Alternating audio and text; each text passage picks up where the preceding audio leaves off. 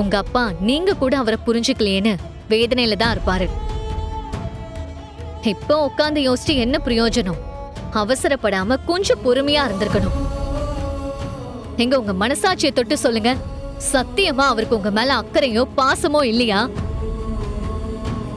நீங்க வேணா பாருங்க, அவரால அம்மாவுக்கு திதி கொடுக்க வர முடியாம போனதுக்கு கண்டிப்பா பெரிய காரணம் இருக்கதான் போகுது.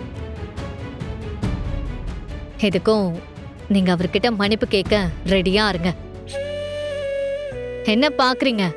நான் சொல்ற மாதிரி நடந்தா உங்க அப்பா கிட்ட மன்னிப்பு கேப்பீங்களா மாட்டீங்களா? என்ன உங்க அப்பா கிட்டே ஈகோ பார்த்துட்டு மன்னிப்பு கேட்க மாட்டீங்களா?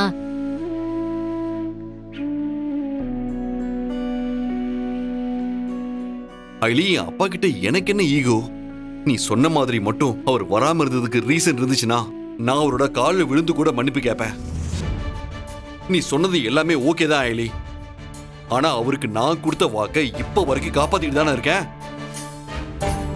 இந்த வீட்டுல எல்லாரும் முன்னாடியும் நான் அவரை அப்பான்னு கூப்பிட மாட்டேன்னு ப்ராமிஸ் பண்ணேன். இப்ப வரைக்கும் அதை நான் ஃபாலோ பண்ணிட்டு தான் இருக்கேன். ஏன்னா அவரால் எனக்கு எந்த பிரச்சனை வந்தாலும் பரவாயில்ல, என்னால அவருக்கு எந்த பிரச்சனையும் வந்துடக்கூடாதுன்னு நினைச்சேன். இத்தனை வருஷமா நான் தேடிட்டு இருந்தேன். என் அப்பா என் பக்கத்திலேயே இருந்தாரு. ஆனா என்னால ஒரு வார்த்தை கூட அவரை அப்பான்னு கூப்பிட முடியல.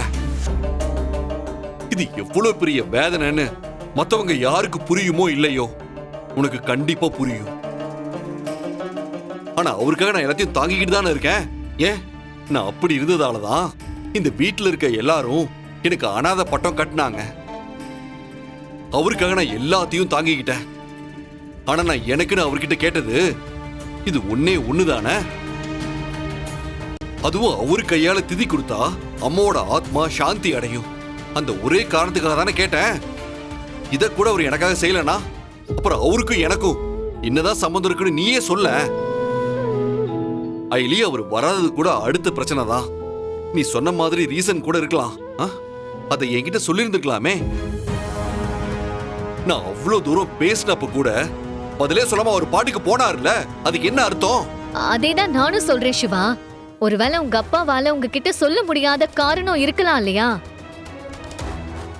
ஒருவேளை செல்வநாயகி அத்தையோ இல்ல கபிலனோ அவரை போக விடாம தடுத்திருந்தா அந்த காரணத்தை எப்படி உங்ககிட்ட சொல்லுவாரு?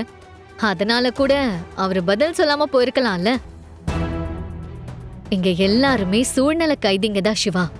உங்க அப்பா வேணும்னே வராம இருந்திருக்க மாட்டாரு. கோவப்படாம கொஞ்சம் அவர் பக்கத்துல இருந்து யோசிங்க. ஒரு நாள் அவரே இது எல்லாத்துக்கும் பதில் சொல்வாரு.